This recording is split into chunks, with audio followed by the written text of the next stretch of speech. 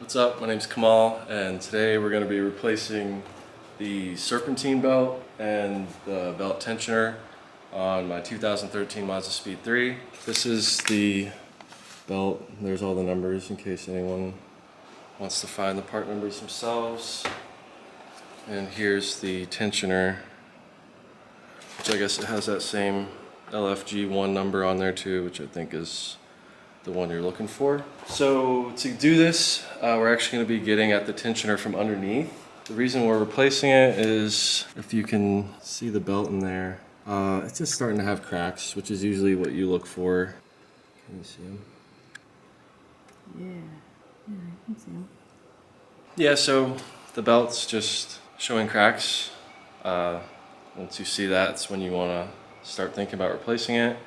Car has over 90,000 miles now, so we're just going to replace the tensioner along with it because that's probably due for that as well. So we already got the car up on jack stands, so the first thing to do is just take the underbody panel out. So for the underbody panel, I've shown this in other videos, but you just have these 10mm screws going around on both sides. Then in the front you'll have these like two push clips on either sides that you want to get out. And then one other thing I always kind of note is this little thing right here, which goes into the like fender lining piece right here. So you just want to make sure you get that little bit through there instead of just pulling down, because it's not that big and it could break. Man, No. you gotta move the body. No, I don't. Look at him getting his tools.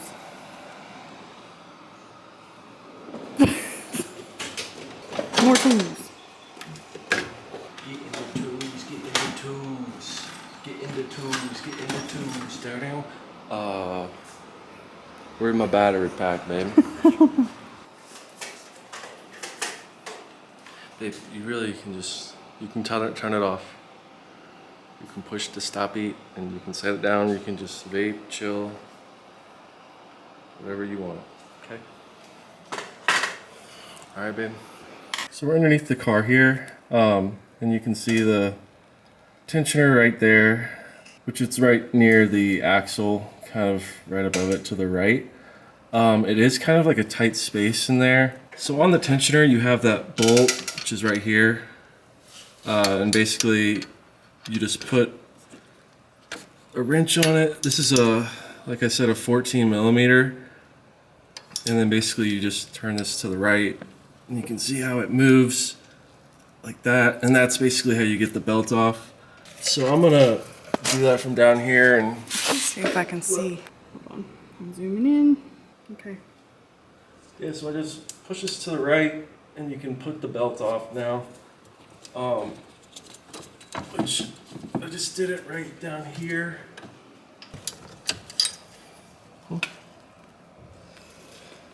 So when I pulled the wrench to the right, I just took it off the AC compressor. So that was kind of easiest to just pull the belt over.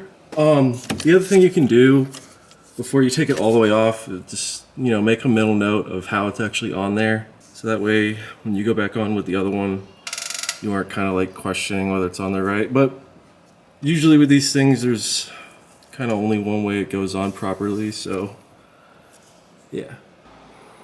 Yeah, I guess you can see a little bit better now, just like the belt's getting a little old. So the next thing, now that we've got the belt off, is to get the tensioner off. And interestingly, this actually does have like a little window of where this arrow should be, I guess, when it's on there. But anyways, the next thing we're gonna do, the tensioner's in there like this, and then with that 14mm wrench on here, like acted like I was tightening it, and it moves this way, and that's how we got the belt off. Now it's just time to get these two bolts that hold the tensioner on, which are 12mm. Yeah, it's just not focusing.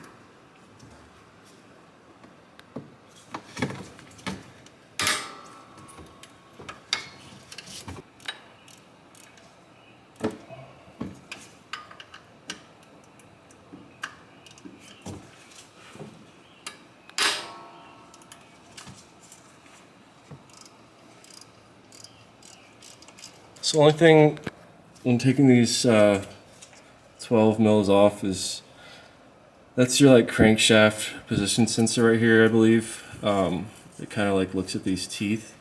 So when you're breaking this loose, you know, you can see that my ratchet's pretty close to it. So I was just kind of careful not to bump that because you don't want to break that or mess that up. So yeah, that's the bottom one, and then the other bolts just right up here. So just break these two loose and get the bolts out, and the tensioner should come right out. Okay, there's the bottom bolt. And then, yeah, tensioner just slide out right there.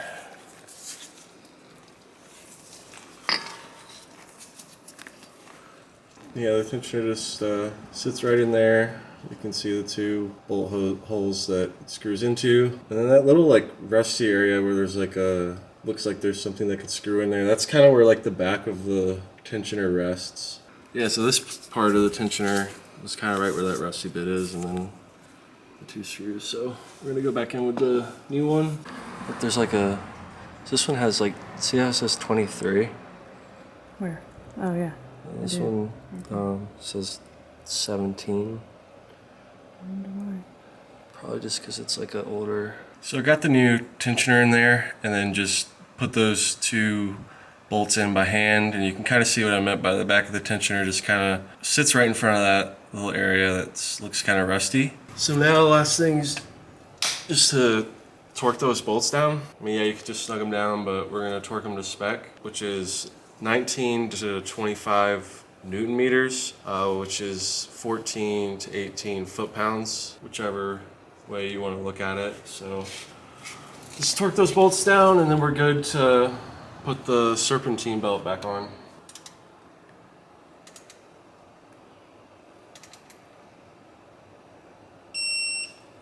So that was 21, and yeah, didn't feel that snug, so I'm gonna go to 25.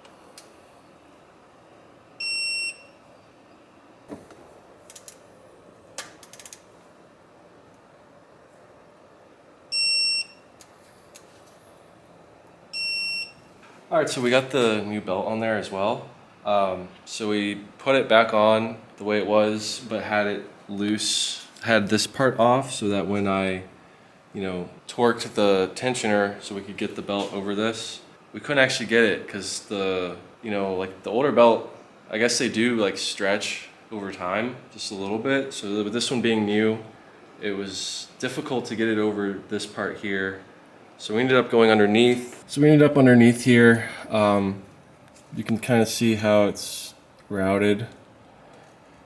And basically did it the way that I took it off, which was have this part loose, got it around all the other pulleys and components, then twisted this to, you know, give it the slack it needs to get over this lip here.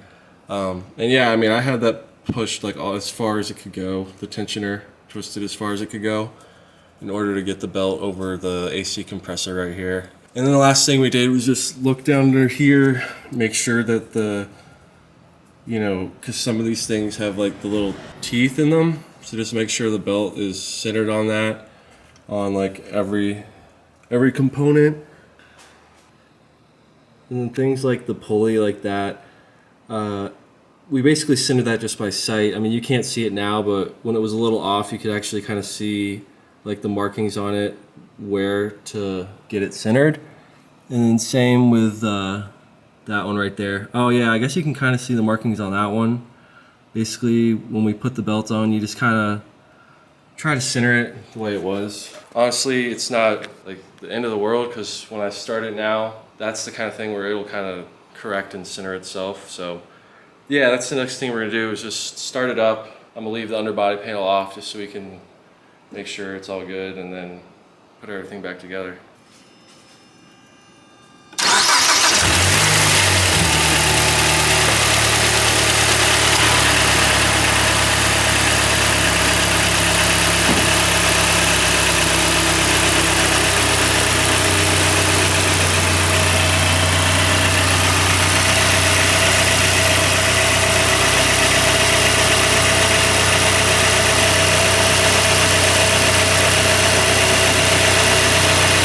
Alright, so as you guys saw, we just looked at it with it running.